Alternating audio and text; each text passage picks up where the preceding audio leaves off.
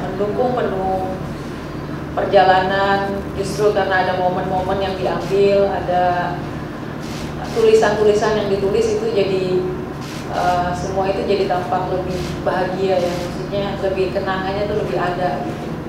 Dan ya terima kasih buat tepuk tangan dong buat teman-teman semua yang di sini. Gitu.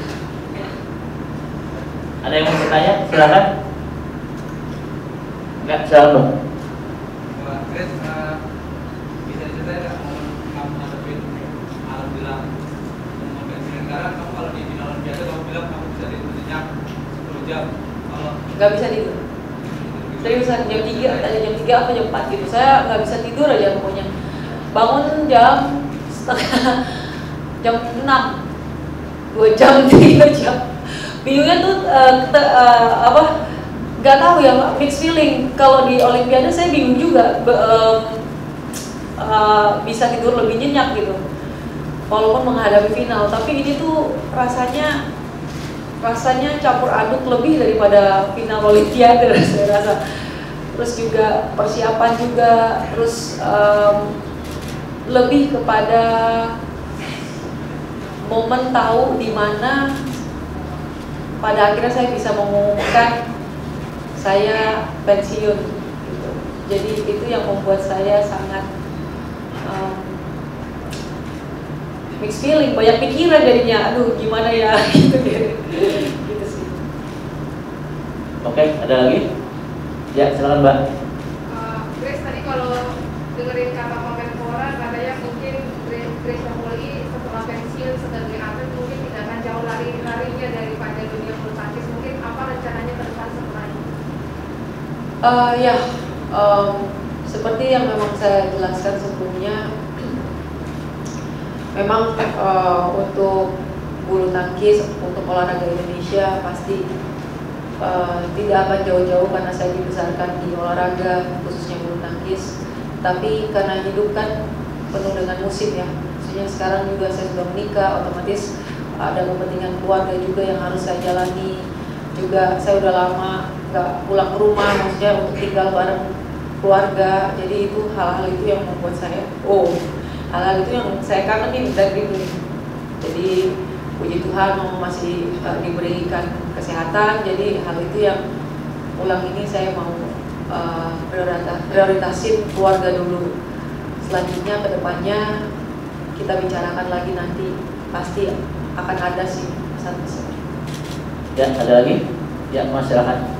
Jadi di acara tadi sempat ngomong ke Mama kan, Ma, akhirnya mimpi kita tercapai gitu. Sebelum acara atau setelah acara sempat ngobrol nggak sama Mama, dan Mama ada pesan-pesan apa nggak dalam Grace pensiun? Aduh, sebenarnya sesudah Olimpiade sih,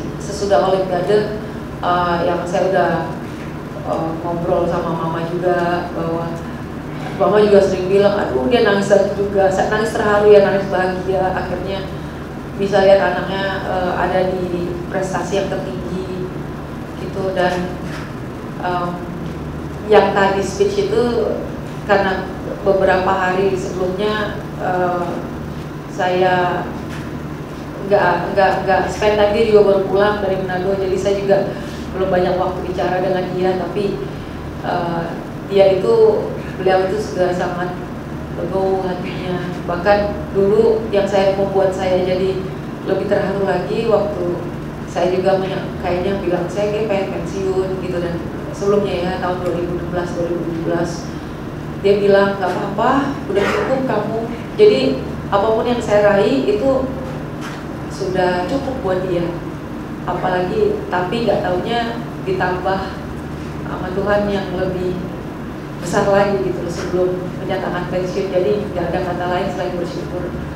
Itu aja sih, kayak bonus gede banget buat saya dan keluarga saya kali ini. Ya, Mbak Niken silakan.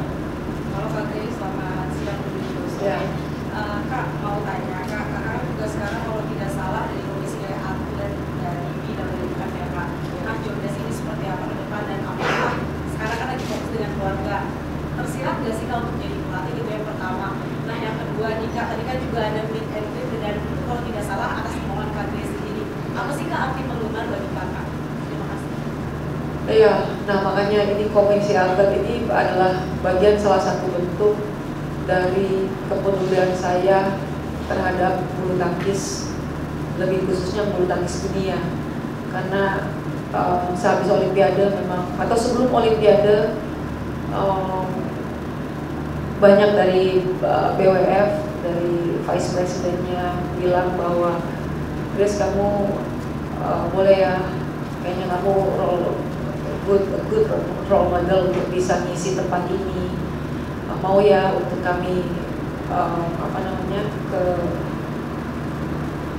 daftarkan namanya, kayak seperti itu. Dan saya mikir apakah job desk-nya apa, karena kan saya sudah menikah dan sebentar lagi mungkin saya akan fokus keluarga. Tapi setelah ngobrol dengan suami, ya dia akhirnya oke, nggak apa-apa, boleh, karena kalau itu bisa seimbang dan tidak memakan waktu, maksudnya kan keluarga saya keluarga itu akan saya jalani dengan sepenuh hati. Jadi akhirnya saya terima. Dan memang dari dulu mereka bilang kekosongan di BWF itu adalah atlet. Setiap orang yang jadi presiden atlet itu chair of atlet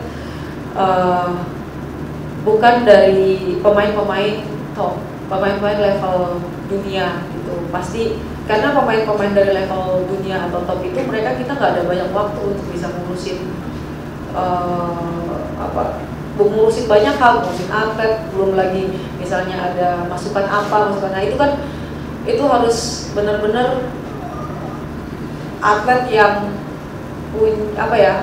yang bisa punya waktu, bukan hanya dia punya waktu latihan dan bertanding, tapi bisa punya waktu untuk bisa urus hal-hal yang organisasi ini. Ya mungkin Mbak dan Masnya semua tahu di sini bahwa ribet, tapi karena dijalani dengan senang hati, jadi saya merasa nggak apa-apa. Dan ini sebagai bentuk pelayanan buat saya kepada bulu tangkis dunia. Dan dibilang jadi pelatih itu saya luar biasa sama pelatih terlepas dari manapun ya, pelatih Indonesia atau pelatih luar. Pelatih itu orang yang betul-betul mendedikasikan itu bukan buat keluarganya aja, tapi buat kita, atlet-atlet. Atlet ini di pelatnas misalnya satu sektor ada 12 orang. Itu yang harus diperhatikan, itu semua 12 orang itu, belum lagi anaknya di rumah. Jadi teks itu bakal banyak banget pengorbanan waktu. Jadi mungkin bukan saya tidak mau, ya ditawarkan ada, tetapi bukan saya tidak mau, tapi untuk saat ini memang musimnya belum sampai saat ini, belum untuk jadi pelatih. Karena jadi pelatih dan atlet tuh sama super duper sibuk, dedikasi ya, pokoknya full konsentrasi di 100% di bulu tangkis gitu sih. Jadi mungkin kedepannya atau saya bisa mendedikasikan diri saya pada hal-hal yang lain, tapi masih sifatnya olahraga. Arti penggemar kan? Oh ya, arti penggemar, karena ini kan acara terakhir saya, dan saya cuma ingin berterima kasih buat penggemar bulu tangkis yang selalu, apalagi Indonesia, luar biasa banget penggemar bulu tangkis Indonesia. Selama ini kan memang kita cuma ketemu online, sosial media aja. Jadi aku untuk terakhir kalinya memang pengen ada meet and greet khusus untuk teman-teman badminton lover yang kita support kami untuk ketemu face to face. Main aja, gak mau membanding apapun Mbak. Yang penting dia bisa berproses dengan Fadia, dan saya punya kerinduan bukan hanya Fadia Apri yang, tapi kalau bisa Fadia Apri harus ada temennya di Olimpiade nanti. Itu kerinduan saya dan pelatih-pelatih di pelatnas gitu. Jadi selama, maksudnya ya itu aja, berproses aja. Ya, silakan Mas. Grace, kira-kira ada nggak sih hal sederhana yang bakal dikangenin dari setelah nanti keluar pelatnas gitu, baik itu ketika latihan atau ketika di asrama? Kira-kira apa kangen kalau badannya sakit-sakit. Itu nggak akan terjadi lagi di depan hari. Sakit-sakit itu bukan berarti kalau kita mungkin yang nggak olahraga kan pusing, sakit, kayaknya badan biasa misalnya. Tapi kalau ini tuh atlet tuh badannya remuk, hancur, jarum, atau jarum nggak ya? Kayak pegel-pegel gimana ya? Bukan pegel-pegel tuh nggak enak gitu. Nah itu yang saya rasa saya bakal tandingin itu sih. Terus yang kedua adalah hubungan dengan di asrama. Saya berarti tinggal di asrama itu di Pelatnas 19 tahun, berarti kalau di Jaraya bisa dari 11 tahun. Ya berarti kurang lebih 15 tahun, 20. Oh iya, wah. Di asrama loh. Ya makanya hal itu yang akan membuat saya kangen juga untuk kehidupan di asrama. Dan juga traveling, terus maksudnya pertandingan keluar, ketemu teman-teman dari luar, bisa makan bareng, hal-hal yang di luar lah, hal-hal kecil yang bakal lebih saya kangenin. Oke, ya Mas silakan. Tadi kan Pak ngomong ASN Ya. Kenapa? Iya, saya terima kasih sekali untuk pemerintah kali ini betul-betul sangat support para atlet dan mantan atlet, dan semoga ini saya tahu di dalamnya masih terus harus berproses karena lagi usahain gimana caranya, bukan hanya kami, generasi kami nih, semuanya kan yang dapat ASN itu kan generasi kami nih, tapi gimana caranya senior-senior saya yang terlebih dahulu, yang sebenarnya mereka adalah orang-orang yang menciptain sejarah sehingga olahraga Indonesia tuh saat ini jadi lebih bagus. Jadi saya juga ingin berbicara tentang hal ini. Semoga mantan-mantan atlet yang lebih senior dari saya itu lebih diperhatikan, kami bisa lebih ada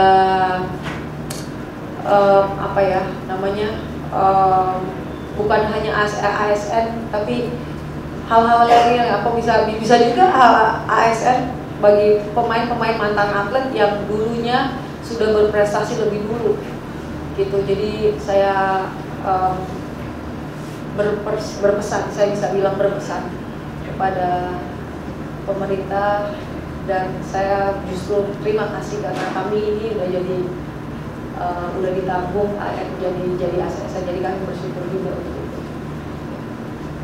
Oke, pertanyaan terakhir ya, ada lagi bentar ya Mas, karena kalian juga masih ada acara yang lain. Ada lagi? Ya Mbak, silakan Mbak.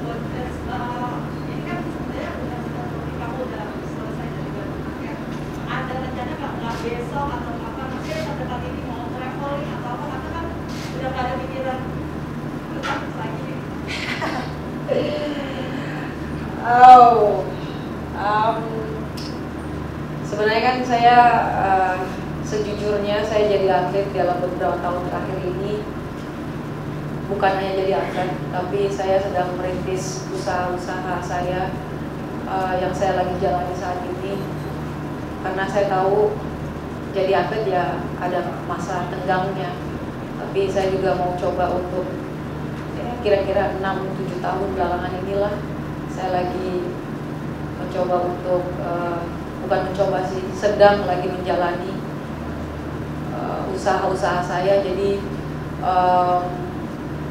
ya pada akhirnya kalau mau dibilang istirahat ya mungkin 1 bulan 2 bulan, tapi habis itu balik berjuang lagi. Terima kasih sudah menonton. Jangan lupa subscribe, like, komen, dan share konten. Super Bowl ID.